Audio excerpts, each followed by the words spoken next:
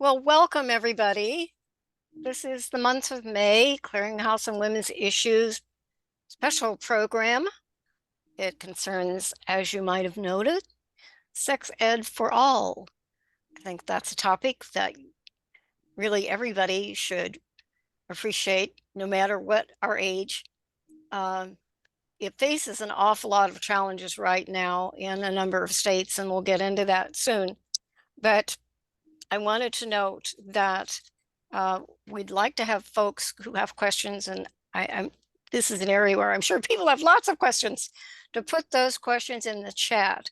And then Connie Cordovilla, our outgoing co-president, will handle those at the end, plus impart a message about upcoming elections in the clearinghouse. But without further ado, I think we'd like to have our first speaker here, and I'm just going to give her a bit of an introduction. I urge everybody to look at the notice that we sent around for this meeting about the very impressive qualifications for each of these individuals. We couldn't have gotten better speakers for this topic.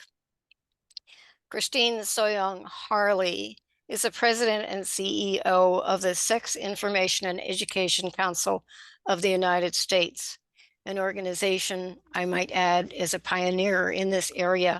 They're celebrating their 60th anniversary soon. Their overall aim is to advocate for transformative public policies, to build robust cross-movement coalitions, and to foster a national dialogue ensuring sex education drives social change. I think that is a really important emphasis.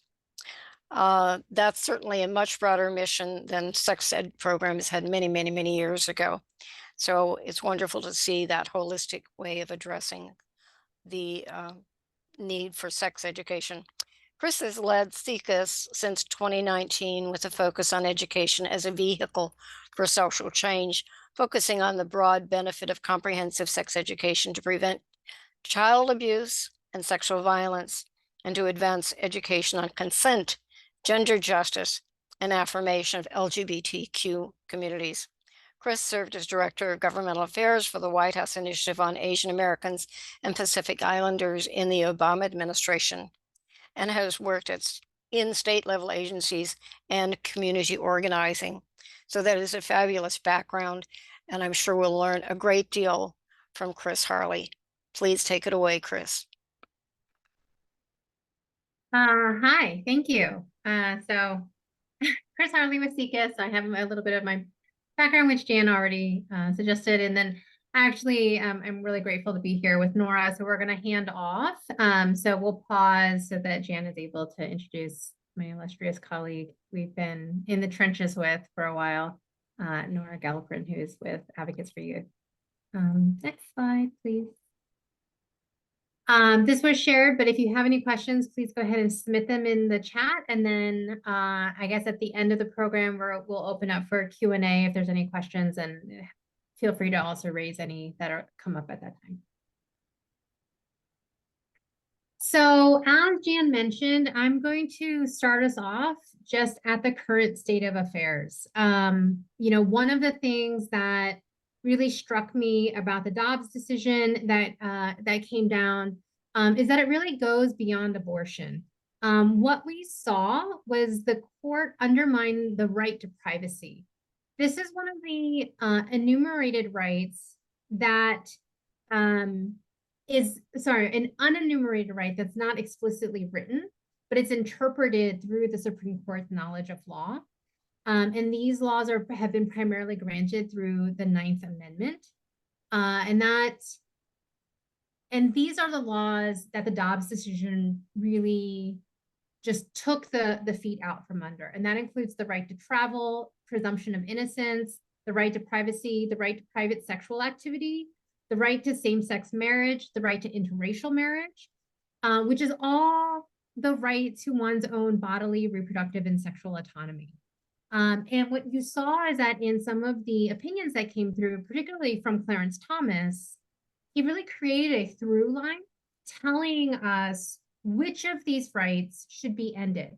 And he named the right to privacy, the right to private sexual activity, the right to same-sex marriage, and then stopped at the right to interracial marriage, which, personally would impact him. What is also fascinating about this decision and this undermining of this right to privacy is the way that the court justified this.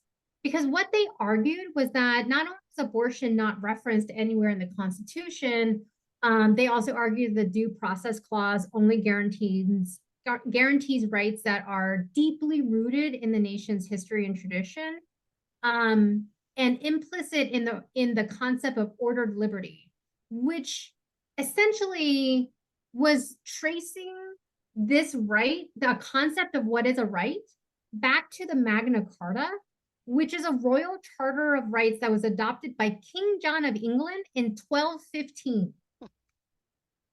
And I just have to keep going back to this place, because when we talk about why are we in this moment where we're having conversations about abortion and access to contraception, and all of these kind of numerous attacks that have erupted since the Dobbs decision, I have to really go back to the fact that they're justifying our human rights on a charter from 1215, when the only people who had rights in the world were white propertied men who were landowners, right? And so women, people of color, folks who did not own property themselves were basically chattel.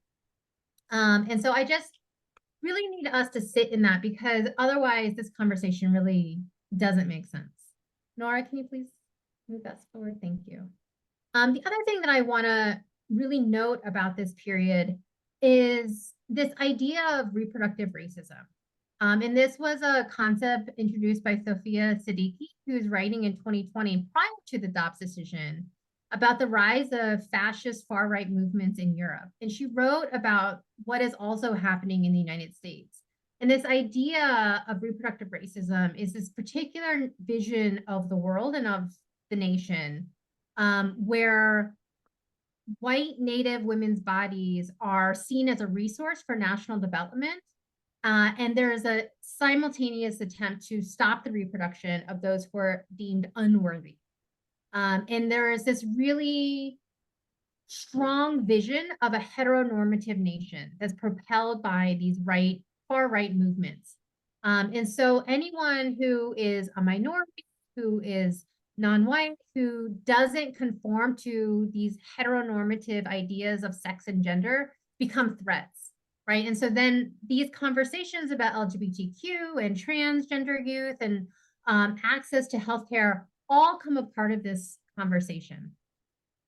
And so this is really, I think, the theological grounding and precipice that we're in right now, where this fight over what is the future of the United States is kind of coming from. And sex education starts to sit right at the heart of that when we're having conversations about how are young people understanding their own bodily autonomy and how to navigate this very diverse world that we are emerging into.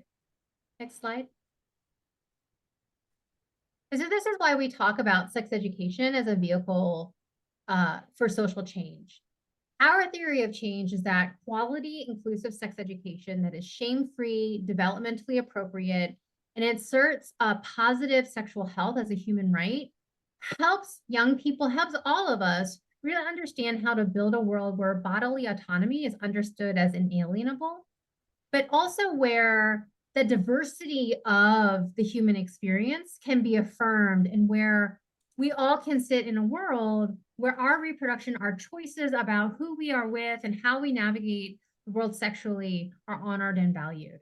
And that impacts these conversations that we're having around intimate partner violence, around how to extend equality and inclusion to LGBTQ and other folks, trans youth. It also sits at the heart of the conversation that we're having right now, where young people are in a mental health crisis. How do we form a world where they are seen and affirmed for who they are? Next slide. And what we know is that after 30 years of research, sex education is profoundly impactful in terms of how it supports young people in navigating the world with a much a greater level of respect and affirmation for people who are both like them and dislike them. And so actually, Professors Eva Goldfarb and Lisa Lieberman released a 30-year literature review in 2020, which showed that when sex education conforms to the national sex ed standards, which Nora will talk about later, the main takeaways are it increases appreciation of sexual diversity. It acts as a preventative tool for dating and interpersonal violence prevention, as well as child sexual abuse prevention by giving young people access to tools and resources and strategies for navigating these things. It helps promote healthy relationships because people learn how to navigate consent and rejection and discussing sexual preferences with each other. It also improves social emotional learning and media literacy, especially when we're talking about porn, because it helps young people understand the world that they're navigating and to be able to do so with a lot more integrity than when they're just thrown into it because they don't have access to information. They're trying to find answers to questions that aren't being answered in school. Next slide.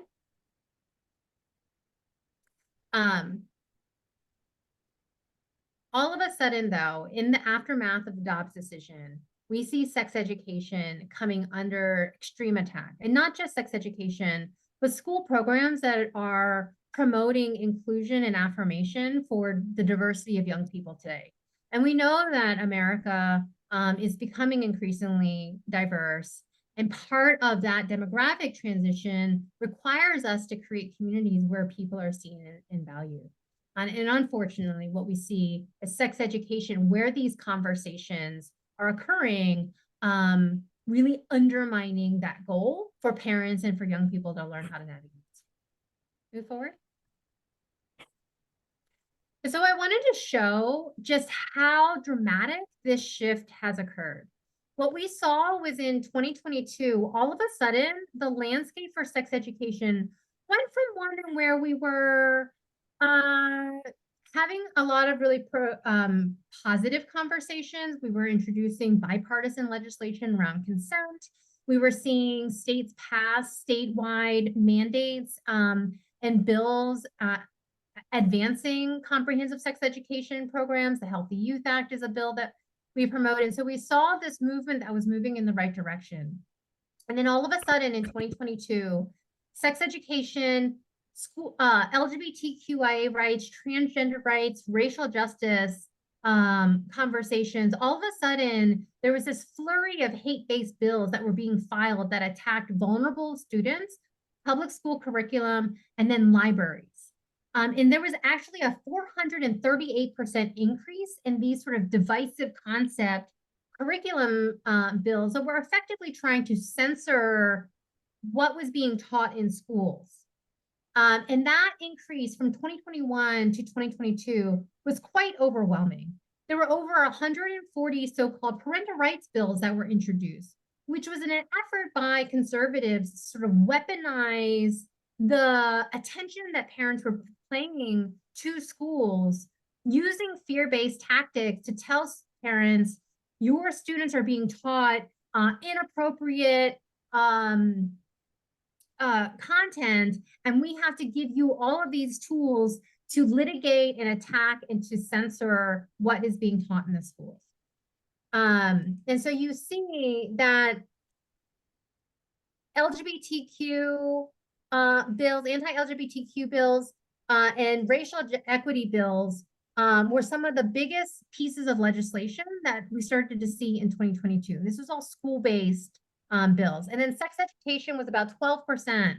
And these were primarily bills that were coming after sex education and attacking the right for young people to be taught anything about their sexual health. And so you see that we went from about just over half of the bills we were opposing because of what was being proposed. And now moving to 2023, next slide. You see that this shift increased last year. So all of a sudden now we're at nearly 70% of the bills we are opposing because of the strong attack on, again, LGBTQ youth, sex education, and then we saw this uptick in parental rights curriculum bills. And so what we saw in 2023 is actually they started to repackage these attacks in a way that they were combining these bills. And again, super aggressive. I mean, in 2023, so in 2022 was a 438% increase. In 2023, that increased an additional 27% from the year before. And again, this was really widespread misinformation campaigns that are targeting sex education and public school systems.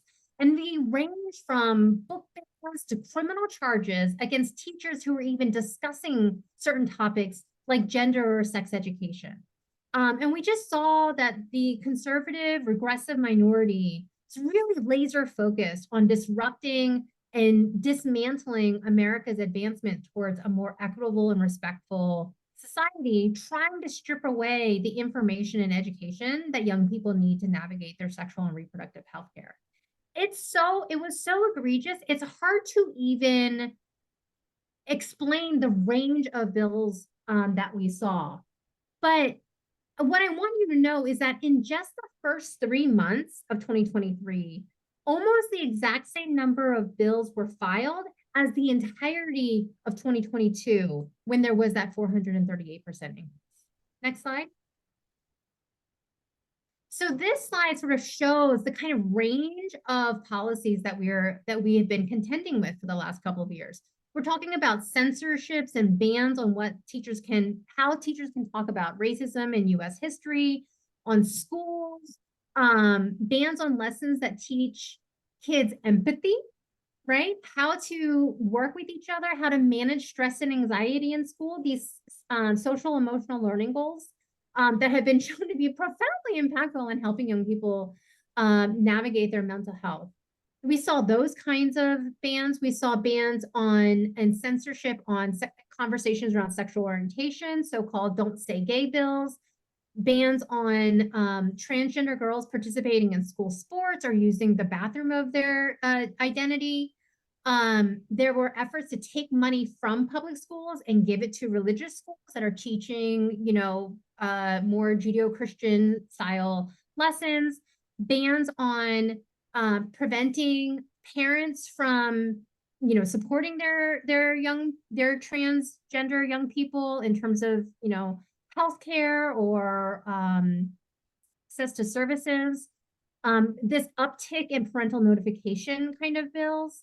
And so all of this is really just showing you what I spoke about earlier, this aftermath of the Dobbs decision and how this undermining of the right to privacy laid the groundwork for all of these attacks. And what we will see is that these kinds of strategies, the conservative regressive minority continues to try to figure out what is the place where we're getting a little bit of movement and where can we push this needle forward to start continuing to undermine this right to privacy and this understanding of bodily autonomy as controlled by the individual. And next slide. And so what I want you to understand is the reason that this is happening is because the federal landscape, the national landscape for sex education has always been precarious. There is no national federal mandate on sex education. There aren't even state mandates for the most part on sex education. What you see are state by state folks making decisions about what is being taught. And it's so loose because sex education comes through the education kind of policy world where it's almost state by state, school by school in terms of what is being taught. Often when you see states pass a mandate that says, here's the requirements that you must teach to sex education, the question is for principals or for superintendents, if you decide to teach sex education, here are the requirements or standards that you need to follow.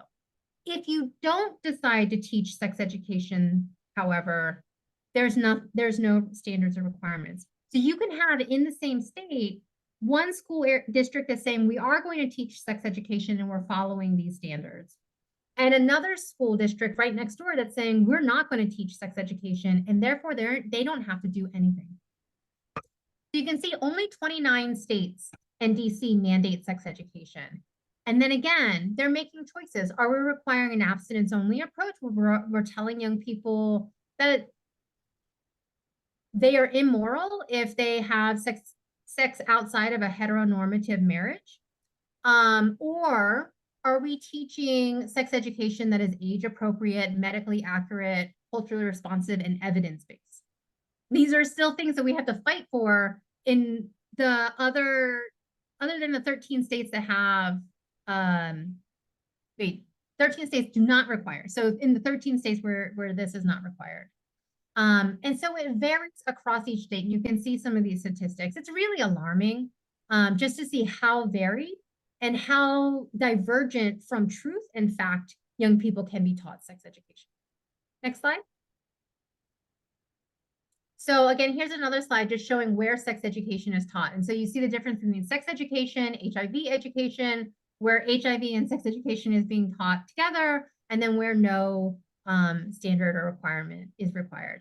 And then the lines is where even in the places where sex education or HIV education might be provided, it's coming through an abstinence-only lens, which we know is a failed and faulty lens of providing any kind of information around sexual health, because the goal of that program is to coerce young people to abstain from sex education by lying to them about the risks and facts around sexual health and sexual activity. Next slide. So this is what I'm talking about in terms of the federal sex ed with no federal mandates. We've been wasting millions and millions of dollars over the last 15, 20 years on abstinence only until marriage programs, which we now call sexual risk avoidance, and adolescent sexual health programs overall tend to be underfunded. CCUS and advocates and our partners are all pushing for the passage of the Real Education and Access for Healthy Youth Act, which would be the first federal bill to actually fund comprehensive sex education programs, particularly for underfunded schools with the most vulnerable young people who need this information. Next slide. Okay, and so I am going to be turning it over to Nora now. But what I'd like you to sit with as Nora comes on is just to imagine what a world would be like if quality inclusive sex education was taught universally. And to think about how young people might be navigating the world differently if they were all taught that they get to make the choices for their bodies and they got to learn healthy relationship skills like consent to navigate the world. Wow. Thank you, Chris. It's way worse than I thought it was. It's just very alarming, the kind of opposition that is being fomented everywhere, especially I think in the so-called red states, but also in some of the sort of purple states. I'll just say very quickly about our second speaker, Nora Gelperin, and I'm sorry if I mispronounced your name, Nora. You can correct me.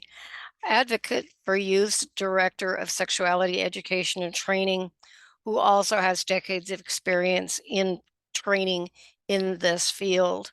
Prior to joining Advocates for Youth, Nora was Director of Training at Answer, where she founded the Training Institute in Sexual Health Education. And she has also served as a community educator with Planned Parenthood in the Great Northwest and in Northern New Jersey.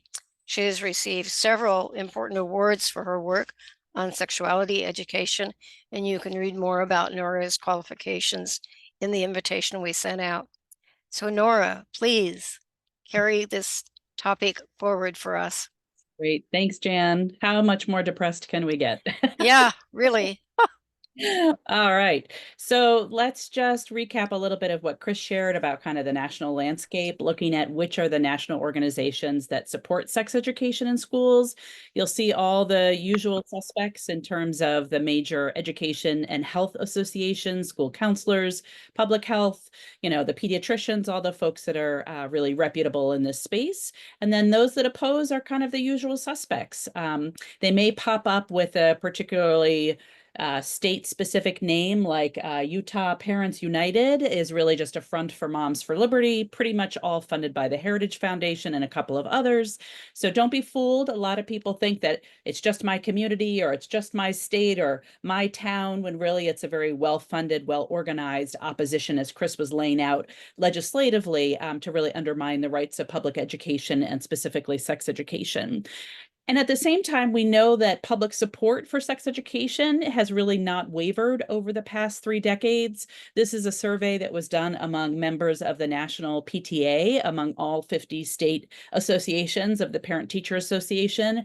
And you can see really high support for sex education, even for issues that are seen to be more controversial around sexual orientation and gender identity. To have anything above 50%, I understand from my polling colleagues, is considered consensus. So these levels of support among all different kinds of voters in all 50 states around all grade levels is really impressive.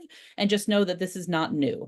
This is something that's been fairly stable over the last 3 decades. So we know we've got parents on our side. It just doesn't always feel that way or seem that way when the power brokers or the folks making the decisions skew kind of white male heterosexual cisgender. So that's where we run into trouble.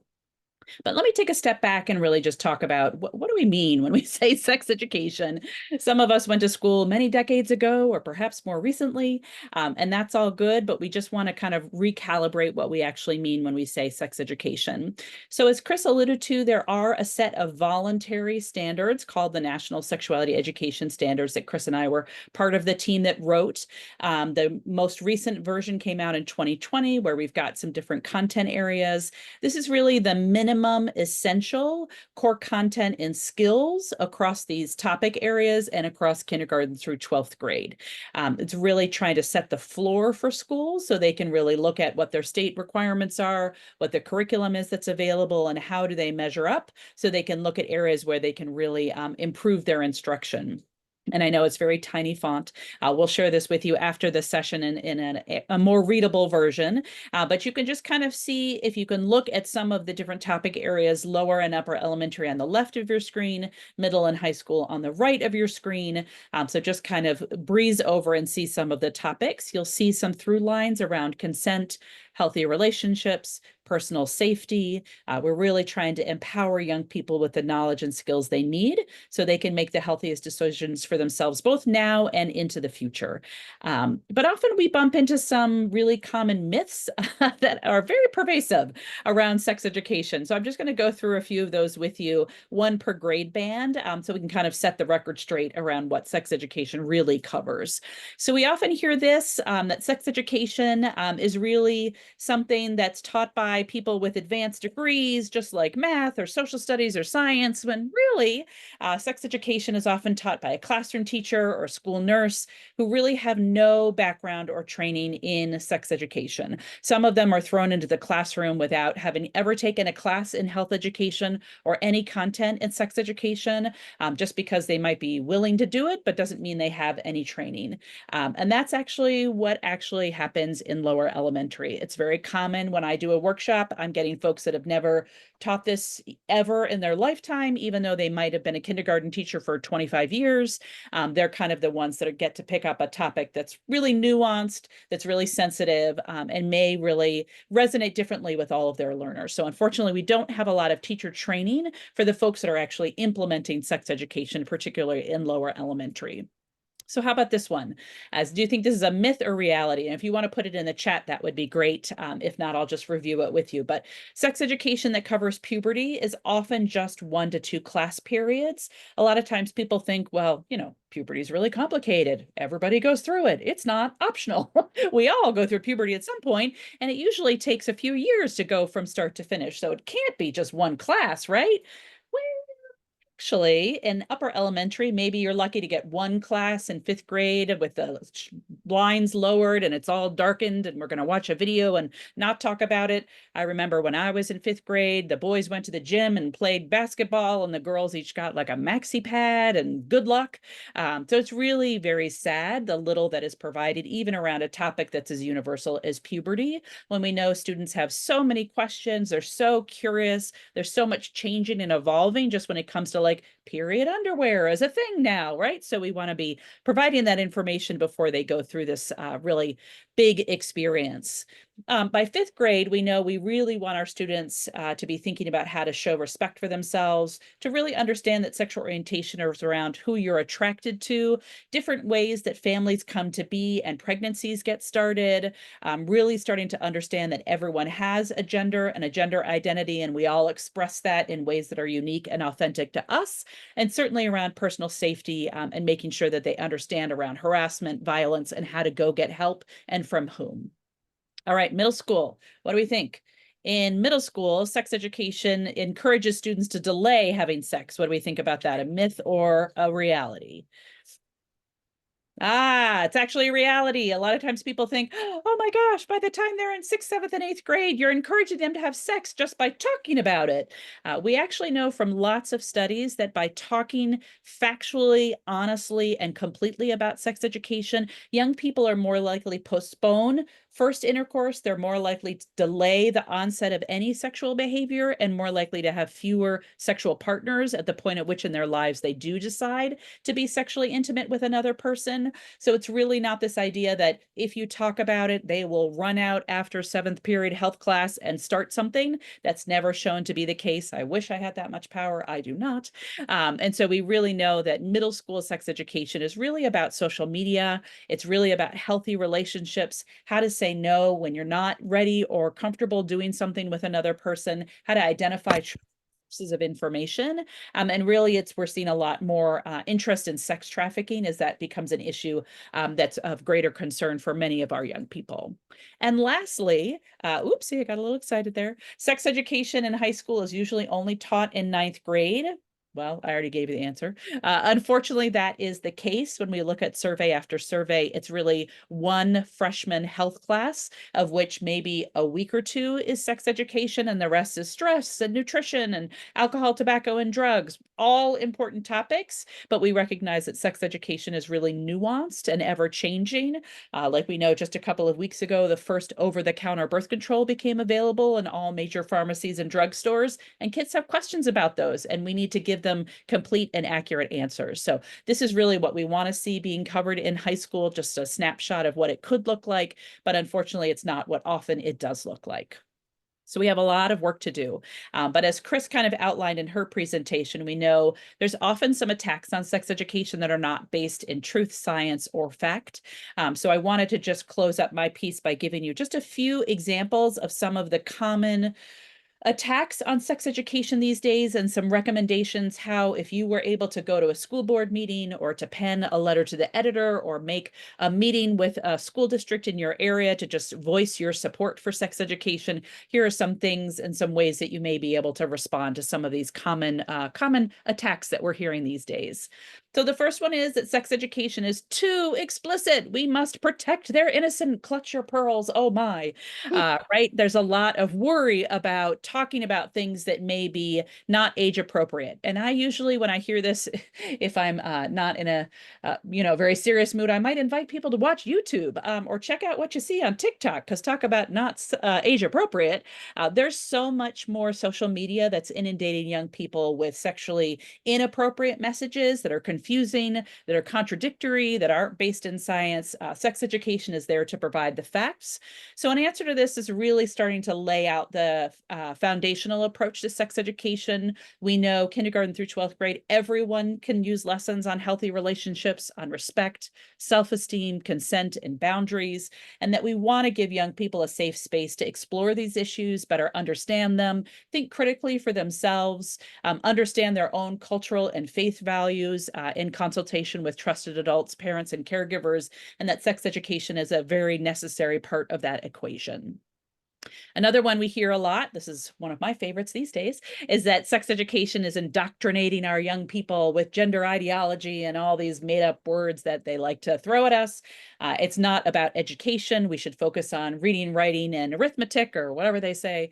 I really want to say back that there's no young person who would know how to have a healthy relationship or be in a satisfying friendship or intimate relationship without the provision of sex education. They need to understand how their bodies work. I can't tell you how many college students I've taught that have no idea how many openings there are between a woman's legs. It's pretty shocking that they got to college and have no information about that. We really want teachers to be teaching them both the information and encouraging them to talk with trusted family members and caregivers so the families can share their values, their beliefs. That's the appropriate role that families need to be playing. And schools can provide the facts, just like we do in science, in math, in history, all that good stuff. And lastly, just in case you hear this one is the one that makes me get out the Pepto-Bismol, always gives me some heartburn, that sex ed is actually grooming kids by talking about things that may be inappropriate or sexually too advanced, when we know actually sex education study after study shows us that it actually prevents grooming.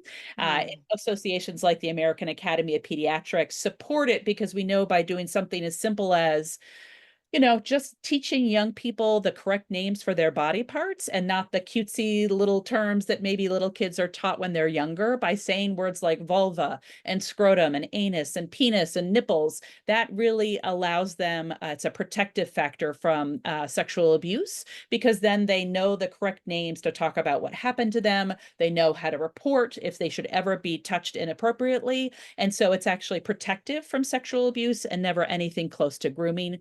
We know that's really disgusting false information. It's really some of the worst that's out there.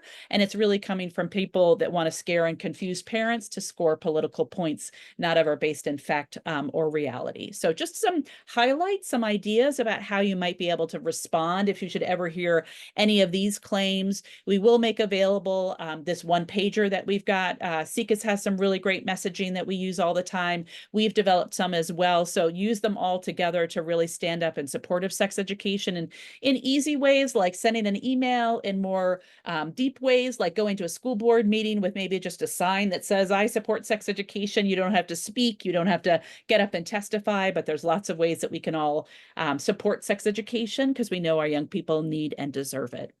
So I'll just close out with some resources, and then we're going to open it up for some questions and dialogue. I'm not able to see the chat, so if there's some coming in, I'm looking forward to hearing them and we can both respond. So we wanted to just provide a little bit of information about our free K-12 sex education curriculum called Rights, Respect, Responsibility. It's 115 lessons long, available in English and Spanish, LGBTQ inclusive and affirming, and completely free of charge. So if you're curious what actually a lesson may look like at various grade levels, or what do they teach about body image or respect, feel free to go to 3rs.org, and you're welcome to download any of it and check it out. We also work on a big project called amaze.org, where we've got over 200 short animated sexual health videos. We like to use these in ways when sex education isn't being provided in those schools or in those states. So for example, in Florida, we geo-targeted the zip codes of schools where kids are not getting good information about sexual orientation and gender identity. And then we can flood their social media feeds with links to some of these videos, knowing they're not getting what they need at school. So we're going to try to work around schools and give them what they need right in their social media feeds. They're available in almost 20 different languages. And like I said, we have about 200 of them, all free of charge. And those are made in consultation with youth. And Chris, do you want to talk a little bit about the Action Center and what folks can find here? Oh yeah, thank you. So at the CCAS Action Center, as you can see, there's a couple of different entry points. But all of those entry points are just opportunities to access either action alerts, toolkits to help you get involved, and other resources or campaigns that you can engage with as it relates to helping to talk to community members and elected officials around sex education and why it's so important for young people. Great. And just a thanks to folks who are participating today for choosing to take the time to come learn more about sex education. We really hope you will leave inspired and passionate about doing just maybe one more thing in support of sex education, because we certainly can't do it alone. We really welcome working in community with you all to fight the good fight for what our students need and deserve. And with that, we will check out and see what questions we have in the chat, or folks want to turn on their microphones and ask them. We'd be happy to talk further. I have one question to start with, and that is, let me roll back up here. What is the medical information on the pros and cons about controlling periods? Sure. Do you want me to take that one, Chris? You want to jump in? Okay. Yeah. So I think this is talking about puberty blockers, which is medication that young people can take who identify as transgender to prevent puberty, where their body starts to develop into the identity that is different from how they know themselves to be. The medicine and the science there is really quite clear. That medicine is given because what we see around young people who identify as transgender is when their bodies start to develop through puberty, it feels like a huge disconnect, because imagine who you know yourself to be, all of a sudden your body is developing in a really different way. It feels like your body is betraying you. And that's where we see rates of suicide ideation and attempts actually really start to increase significantly. So sometimes puberty blockers can be truly life-saving medication for young people. And the good news about them is that none of the changes are permanent.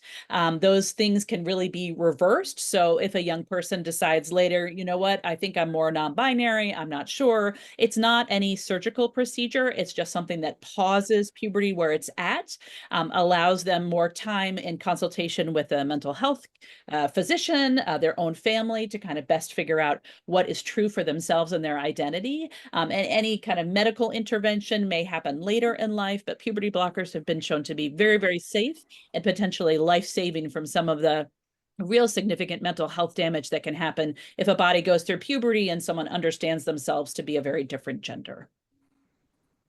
I just wanted to add to that, we're also seeing that there's been the medical community is tracking an uptick in early puberty happening in young girls since the COVID pandemic. And they don't have a reason right now, but they're seeing young girls as young as 7, 8 years old start to enter puberty. And so these puberty blockers are also beneficial for children who just aren't ready to go through puberty, and where their families may want to delay it just for some of the psychological impacts that it can have when that's occurring too early. So there's additional range of young people who benefit from having access to this kind of care. Okay, I'm not seeing any other, I've seen a lot of comments in the chat, which I love to hear about. I think Karen has her hand raised. Oh, Karen, I'm sorry. Go for it. You couldn't get by without a question from me. I'm Karen Humphrey in California, and I'm work with the National Women's Political Caucus, who tries to elect pro-choice women who are concerned about reproductive health care and sex education throughout all offices, including school boards, and those will be important offices. We are a very blue state, but we have a number of school boards where a lot of bad stuff is happening. So this national effort is not just targeted at the state level. So, and I think having these resources will be very helpful. I sure appreciate that. And California has Healthy Youth Act passed over much angst somewhere in the past, and that's what is being taken on, but we probably meet all the national standards.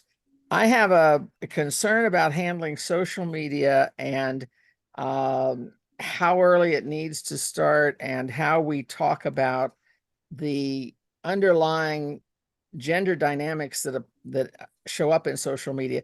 I just saw a story, and I'm not sure whether it was in California or elsewhere, about teenage boys in a high school taking the faces of girls from totally innocent pictures like graduation pictures and pasting them on to, using AI, pasting them onto to nude bodies, and then sharing them around. So and the school district is investigating, and one parent said that she wants to see them absolutely punished, but I don't know. Bothers me is an attitude that says that this is what sex is really all about, and we're going to take advantage. They do it for girls. Occasionally it's done for there's sexting on teenage boys, but it's far more victimizing of girls. So I don't know where in sex education you can address the social idea that it's okay to do this, and that it's something, entertaining. And I don't know whether that kind of social gender stuff is even in a curriculum. And how do you get kids to understand how ugly that is? And what's the appropriate level of punishment if they figure out which boys did it? Yeah, I mean, I feel like there are like many kind of conversation threads in that question. I think one of the Yes. things that's important is, you know, recognizing that if you start talking about consent and bodily autonomy from when children are very young, they're growing up learning to both be respectful for themselves, but also respect others. And that's, you know, one of the things that we talk about is scaffolding across the education lifespan, right? From at least kindergarten, even before, but all the way through 12th grade. And when you scaffold, you can have these more robust conversations. But I think that, you know, even thinking about in kindergarten or in first grade, you know, young people being taught like you don't get to just hug somebody or touch somebody without their permission, right? You have to ask for permission. And that concept of asking for permission and recognizing that somebody else has the ability to say no is a really important, I think, foundational block in thinking about other people's body and respecting that autonomy. And then over time, right, when you're getting into high school, that idea of bodily autonomy and consent in a personal, sexual, intimate relationship, I think evolves to where children understand that taking somebody's picture out of context and placing it on a that is non-consensual. Sex education programming that follows the national sex ed standards would also be one that is sharing with young people and helping them understand the laws and rules that apply to their state and community. That's also being done in a context where media literacy and understanding around pornography and explicit images and non-consensual image sharing is all being discussed openly and clearly. And so with that kind of foundation, young people would, you know, these boys in this particular situation would understand, one, they're doing something that is non-consensual. Two, the laws may prohibit these things. And then three, engaging in social media activity or online activity that is non-consensual and against the law is going to be harmful and impactful. So the idea is that both that young people are being able to navigate these kinds of relationship dynamics with each other, but doing so, understanding the context in which they could operate. Nora, I don't know if you have a more clear explanation as well. Oh, I thought that was fantastic. I would just, Yeah. the only piece I would add is that we need to have empathy, which I know sounds so simplistic, but if we don't view each other as fully human beings entitled to autonomy and communicating boundaries and privacy, then we don't treat each other like people, right? And so if boys are socialized to really perceive women as just bodies of a particular type, and they're just going to take a face they like and stick it on a body, just like we see with revenge porn or sexting or pornography in general. We need to fully humanize everyone and have a sense of equity in our classroom so that people recognize the damage that can be done from doing these kinds of things. So I have a question, and how do we fight this? The amount of hate that you see, I mean, I thought I saw a lot of hate when I was doing HIV/AIDS education, focused particularly at GLBTQ people. But this is going so far beyond. This is just hate for hate's sake. What do we do to fight this? Anybody want to take that on? Yeah, I mean, it is really appalling and so sad because we know that the context that these attacks are happening can be really devastating for individuals. I mean, there's a lot of, I think, conflict resolution theory that's out there in terms of, you know, trying to be empathetic and listening, sharing stories, you know, really helping rehumanize each other in dialogue. But I think that in this context as well, think it's really important for parents to hear that this is misinformation, right? That like there's not an explosion of young people who are just willy-nilly running around amok. Right. But it is reality that we have always had young people who had different sexual orientations, who had different racial identities, who had different gender identities. Now we are simply learning the language and the words to be able to explore this and understand this for ourselves and for our young people. I think a lot of the fear that people are experiencing is that they're being asked to talk about issues that for so long we as a society have suppressed and not spoken about, even though there were people amongst us who hold these identities. And so the fear factor is one to help folks say, let's help our young people understand these things. It doesn't mean that they're going to become, it doesn't change who our young people are. It simply gives them the tools to understand those that hold these identities and to be able to understand what that means.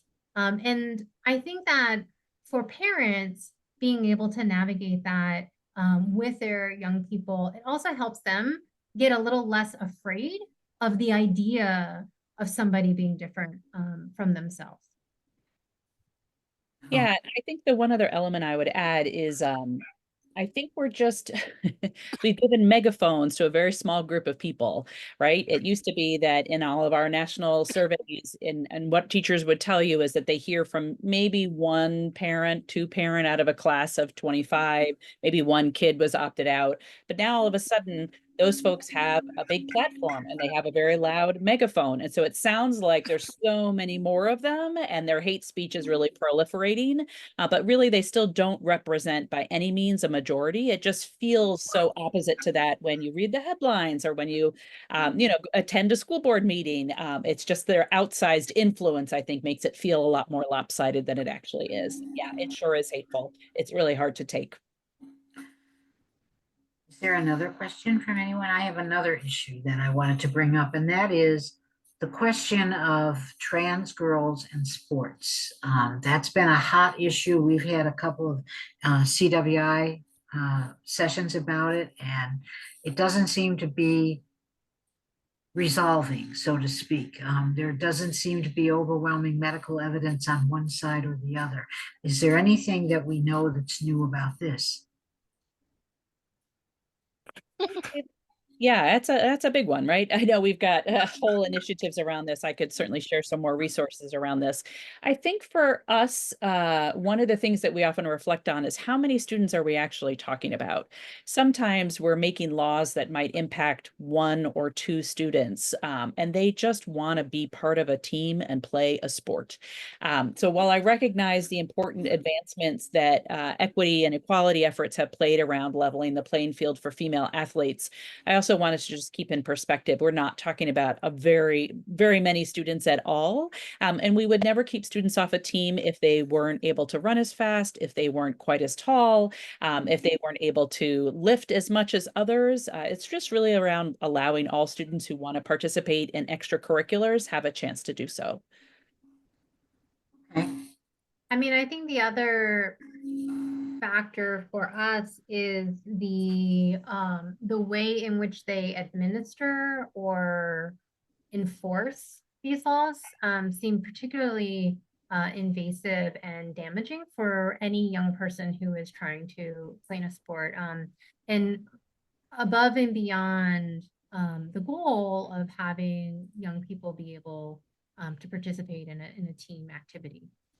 So I would just also name that as a place where the enforcement apparatus is quite invasive. Thank you. Jill? Yes, thank you very much, Connie, and super, super wonderful presentation. One request initially, and then I'm going to pose my question. Nora, can you take down your PowerPoint so that we can see each other better? That's wonderful. Thank you so much. And as a part of the Unitarian Universalist Association, of course, the you use, as we call them, have a very long history of dealing with Our Whole Lives, which is sexuality education from that early childhood, 5-year-old age, and up to seniors, age appropriate, et cetera, together with the United Church of Christ. I'm interested in your insights from Advocates for Youth and CCUS of whether there are, across civil society, organizations that are doing really good sexuality education. So we've talked about schools. We know the conundrum of public schools, especially. Where are there organizations, be that religious or otherwise, that you think are really stand out with programs of what they're doing, in addition, of course, to the leadership that each of your organizations is providing? Do you want me to get started, Chris, and then I'll pass it to you? Okay, great. Yeah, so Our Whole Lives, I have the whole collection on my shelf right behind me. Love Our Whole Lives, one of my favorites, one of the ones that we always encourage schools to check out because it's really just universal values. And there's so much in there, so much richness that so many schools can utilize. And if they're not, I have many family members who've gone through OWL. My friends wrote it. It's one of the best for sure. I think in addition to OWL, there's some really good programs. So Planned Parenthood League of Massachusetts has a really excellent program called Get Real in middle school and high school. It's really inclusive. It's youth-centered. It's one of the best that I know about. Additionally, there's one out of the Seattle King County Department of Public Health called Family Life Sexual Health Flash. That's been around for about 30 years. It's got some really promising results, particularly around sexual violence prevention as it relates to sex education. It went through some really large scale evaluation and has some really encouraging results. And so that's available. And probably my last one that I love, I live here in New Jersey, so I'm just going to promote a Jersey-based program. It's called Teen PEP, the Prevention Education Program. And the reason why I like this model is that it uses high school juniors and seniors and trains them as peer educators to then provide workshops for middle schoolers and upper elementary students. And we all know the power of peer education. And this one actually allows those students to take a class in sex education while they're in junior and senior year of high school, and for credit to provide those workshops back for younger students. So it's really part of the school day, not an add-on. And it's shown some really exciting results. So those are ones that are top of mind for me, but I'll pass it over to Chris. Yeah, thanks, Nora. I would definitely co-sign Nora's recommendations. Obviously, Advocates for Youth has the 3 R's program, which I think is exceptionally beneficial and being online and able to be used in a lot of places. We also work with and Advocates is a part of a collective called the Sex Ed Collaborative. And then through that partnership, have relationships with organizations across the country who are offering sex education programs to meet the needs of their young people. So I would recommend checking them out if you're looking for a particular curriculum that conforms to your local needs. Very helpful. Thank you very much. Hi, this is Sue Klein. I have a question that I tried to put in chat and you all answered it in a way I didn't expect. I wanted to ask that now we hear that there are ways to control the timing and frequency of menstrual periods. And I was wondering what the medical information is on that, and particularly what sex education should be informing parents and students about this. Is this a good idea or bad idea for young students, for older people? What's the latest? Thank you. And so I just want to get some clarification. Are you talking about some of the side effects of various methods of hormonal contraception that cause someone to not have a menstrual period for a number of months and years? Is that what you're thinking of? I just want to make sure I'm clear. Where people can control how often they have their menstrual periods with drugs and things like that. Yeah. Should that be considered or not? Yeah, no, well, I mean, my perspective is that we always encourage young people to make these decisions in consultation with a healthcare professional. I am not trained as a healthcare professional, so I just like to be very upfront about that. But I certainly know a lot of people who personally find that their cramps or their endometriosis or their periods are so heavy and debilitating that trying to lighten and lessen them is really advantageous for them in terms of daily activities. So they don't have to miss school or miss out on, sports events or anything like that. Whether that's true for everyone who has a uterus and menstruates, or whether that's true for everyone for a number of years, I would defer to medical professionals to be in the best position to do that. But certainly many kinds of birth control pills and some kinds of IUDs, implants, rings, shots, patches also have that as a beneficial side effect, which a lot of young people, a lot of adults, who are we kidding, find to be really terrific. And there's no health concern about someone not menstruating every month. There's nothing damaging about that, because one of the side effects of these hormonal methods is that the lining just doesn't build up to the same degree or at all. So there's nothing to actually leave the body every month in a typical period. So that's some of the science behind it, but I would just really encourage them to talk with their own healthcare provider and figure out what's best for them and their body. Yeah, I would just agree with that. I do think that in a sex education curriculum, it would be really important for folks to understand the different types of contraception and medical resources that are available to help people navigate these sorts of decisions for themselves. Because, I know that when I was in school, it was like, just take birth control. And then it was like, oh, there's like a billion kinds and they all have different impacts. And you should like know what that is before you're just, using something. So I would say the same thing, but I also don't necessarily know specifically about the medication that you're speaking about, Sue. I also have to jump right now. I have a meeting starting, so I just wanted to say thank you all so much for having me. I'm sorry I have to go. I just realized that it's time for my next meeting to start. Thank you so much, Chris. This has been Thank great. you. And I'll just add that I put some of the resources into the chat that we were talking about during our session. So that crisis communications one pager and that handout that covers the national sex ed standards. But if there's anything else I've missed that people are interested in, please feel free to reach out to me. I'll put my email in the chat, and other organizers know how to get in touch with me. I'm happy to share any resources that may be helpful for you. Thank you. Thank you, Nora. Thank you. Oh, Take care. done a wonderful And job today. Connie, you have a closing announcement. Yeah, I do. First, I want to thank our speakers were wonderful. I knew they would be when I got a hold of them. That just confirmed it. I also think maybe they should look for a baby bump in those places where they decided not to teach anything except abstinence education. It would be if that, and also in violence towards teens, teen violence towards teen violence, because they weren't educated. I do have an announcement to make. Next month is our June meeting. It's the end of our annual year for CWI, and at that time we hold elections for board positions. I know of two that are up for grabs. One is the membership chair, the other one, I'm sorry, one is the secretary's position, and the other is the treasurer's position. But we also look for board members that have expertise in other areas. We kind of allow you to designate your own title in that area, and we keep going. So we would really appreciate for those people, if you want to become members and then vote, come to that meeting and we'll present the questions that need to be asked, in addition to the information on the Title IX regs and the controversy that's come up with them. And please know that it'll probably be a little bit of an hour and a half meeting instead of an hour next time. So thank you again, everyone, for all of your patience and all the excellent information. Thank you. Bye-bye.